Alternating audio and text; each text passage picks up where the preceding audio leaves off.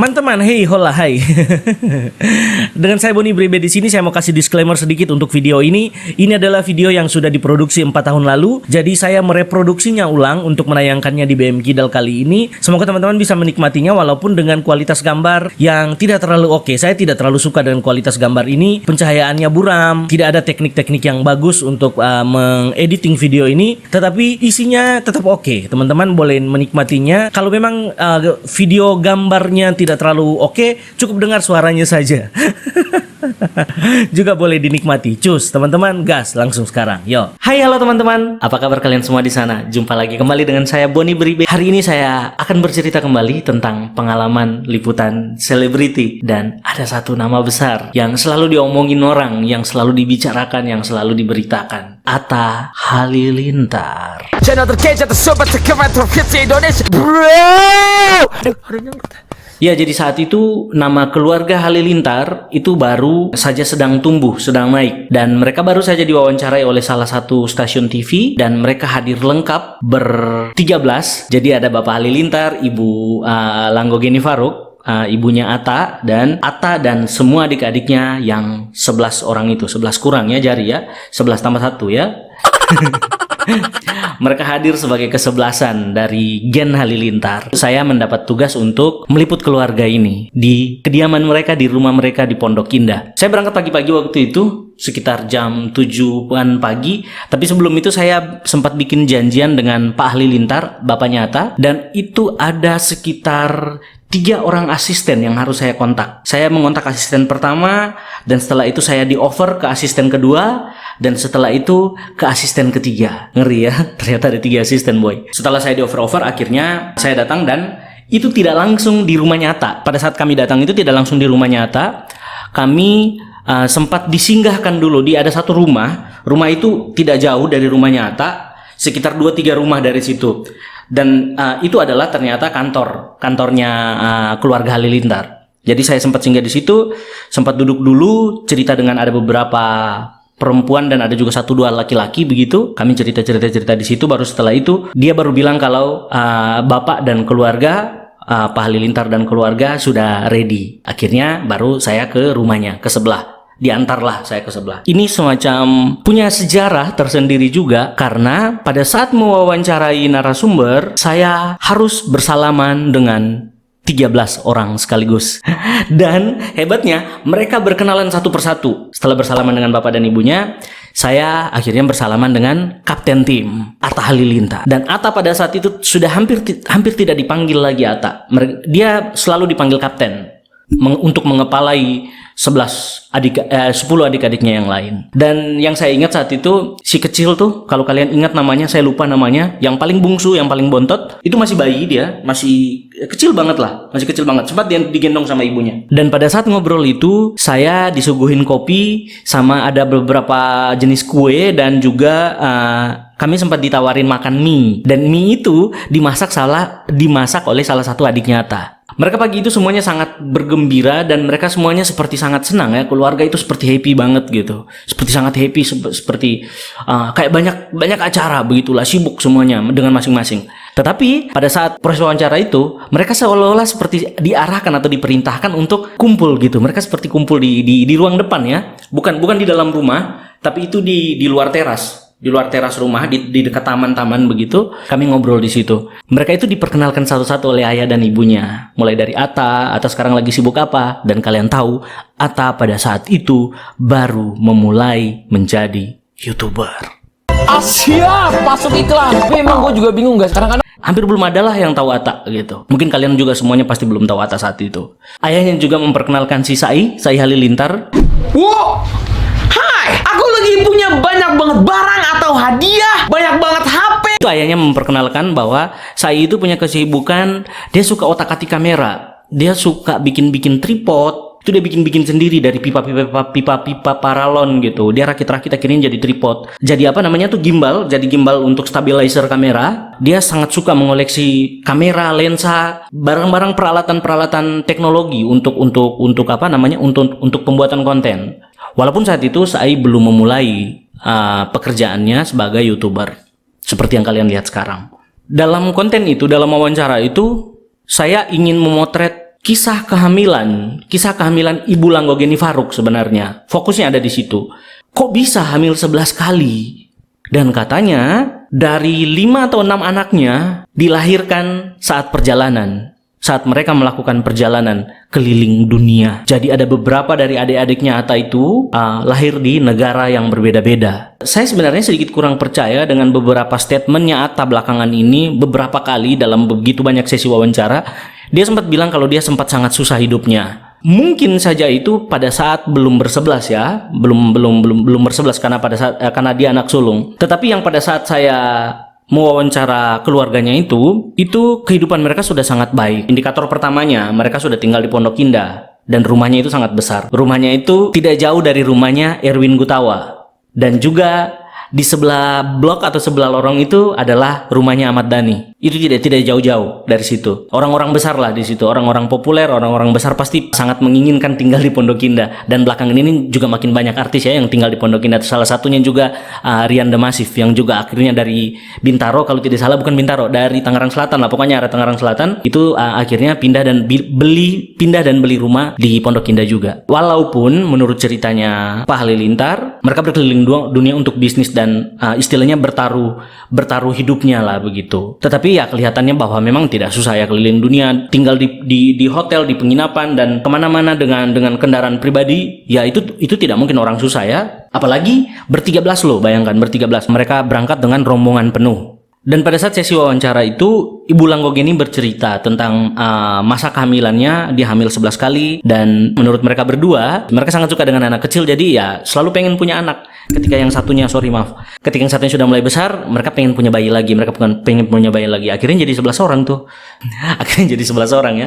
Perjuangan mereka sangat luar biasa dalam cerita di wawancara itu. Jadi cerita mereka keliling dunia itu bukan hanya sekedar traveling atau jalan-jalannya, tapi mereka jualan. Mereka melakukan transaksi, mereka melakukan penawaran barang, mereka melihat di sini ada nggak? Di sini ada barang ini, mereka bisa bawa gitu. Dan khususnya mereka bawa barang-barang dari Indonesia untuk menjual ke beberapa negara di luar, secara khususnya negara Timur Tengah.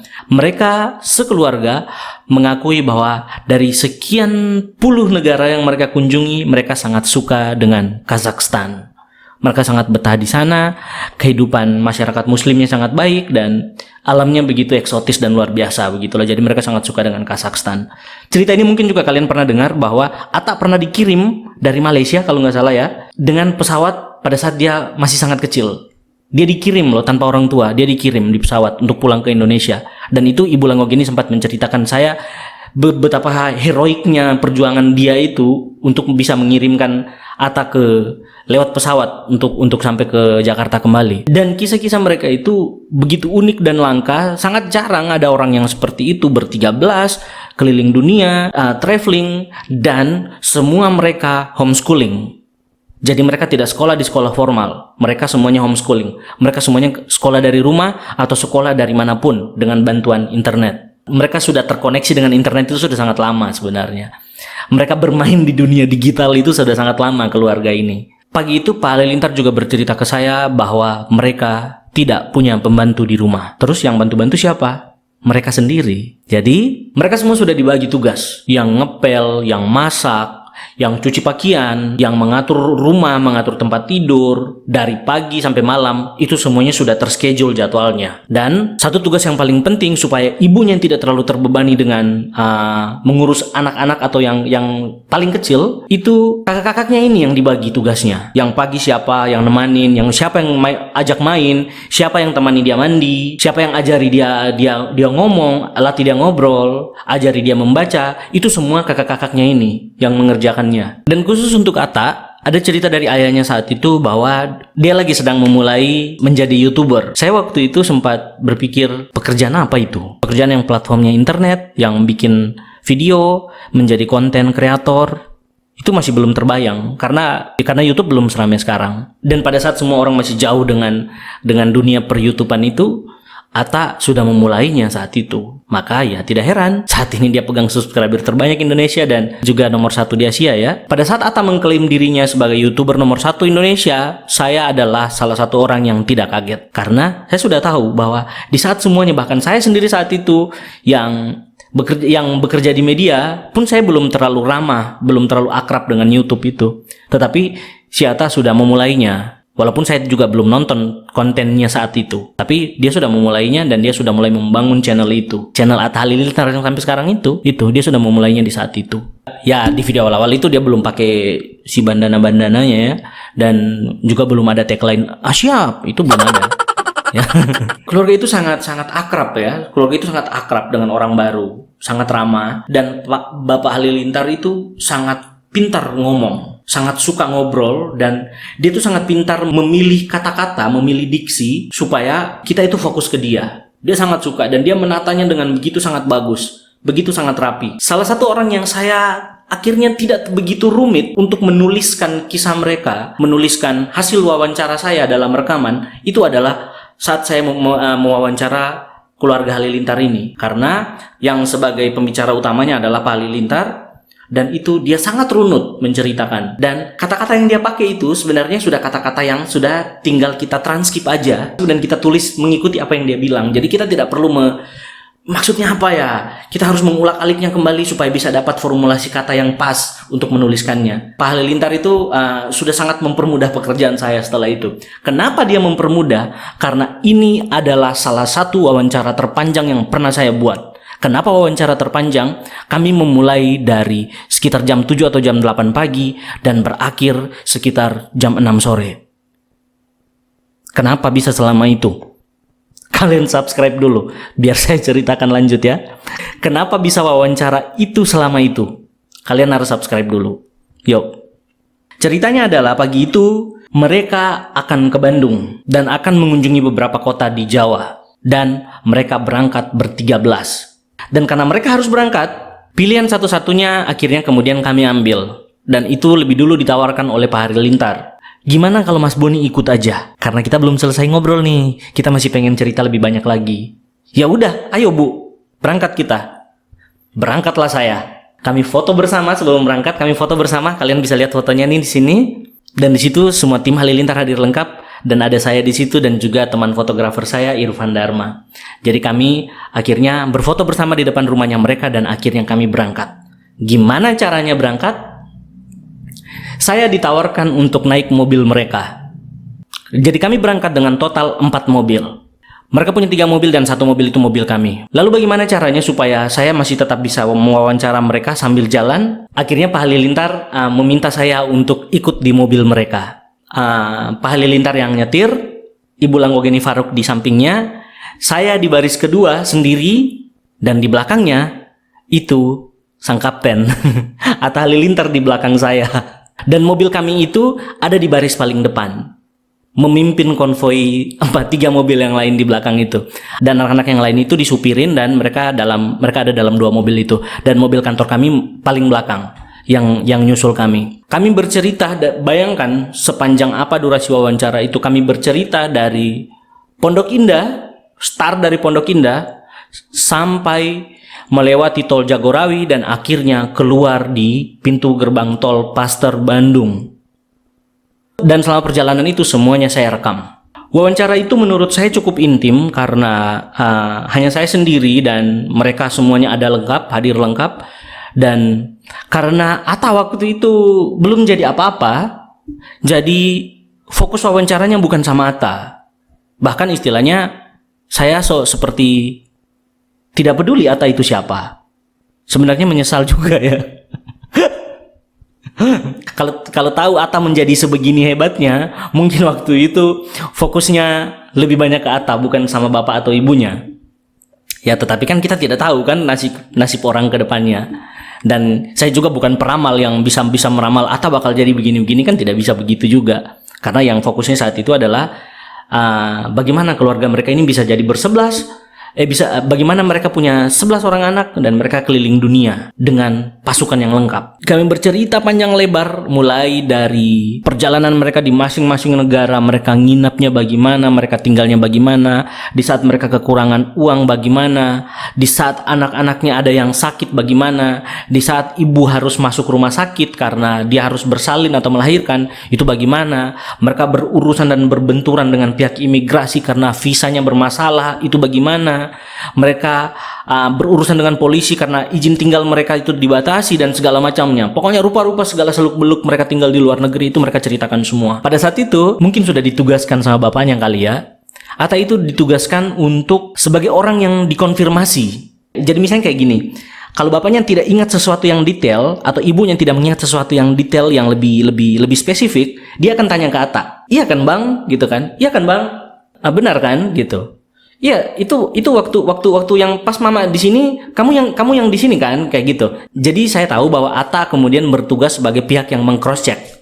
Dan mereka mengawali cerita mereka pada saat pada saat mereka berdua kuliah di UI. Mereka berbeda fakultas dan akhirnya menikah pada saat masih sedang kuliah. Jadi kisah keluarga Halilintar ini sebenarnya sangat menginspirasi ya. Mereka bersebelah saja dengan hidup yang pas-pasan di awal menikah. Bahkan sampai berutang pun mereka jalanin dan akhirnya pulih satu. Dan mereka hidup begitu baik, begitu makmur pada saat punya 11 orang anak. Semuanya dijalani dengan yakin aja dan itu akan hal-hal baik akan datang gitu. Kami akhirnya berpisah di pintu keluar tol di Pasteur di Bandung. Jadi mobil mereka itu sempat diputar mengantar kami. Kami akhirnya pisah di situ, tos-tosan sama bapak ibunya, Atta juga dan semua adik-adiknya, dan kami akhirnya berputar arah berbalik mencari pintu masuk kembali untuk masuk kembali lagi ke tol dan mereka akhirnya lanjut ke Bandung.